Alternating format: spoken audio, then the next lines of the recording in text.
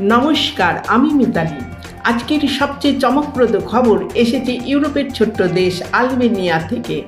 সেখানে প্রথমবারের মতন একজন কৃত্রিম বুদ্ধিমত্তা মন্ত্রী নিয়োগ দেওয়া হয়েছে, যার নাম ডিয়েল্লা। ডিয়েল্লা কোনো মানুষ নন, বরং একটি এআই সিস্টেম।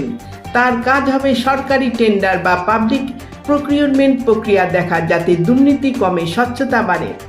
আসলে আলবেনিয়ার সরকার দীর্ঘদিন ধরেই টেন্ডার প্রক্রিয়ায় দুর্নীতির অভিযোগে চাপে ছিল। তাই এবার তারা নতুন পরীক্ষা চালাচ্ছে, একজন ভার্চুয়াল এআই মন্ত্রী দিয়ে পুরো প্রক্রিয়া পরিচালনা করবে।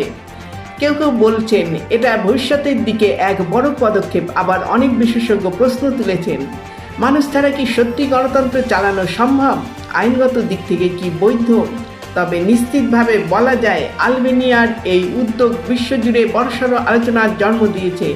এক নতুন অধ্যায় শুরু হলো, এআই এখন সরাসরি মন্ত্রী।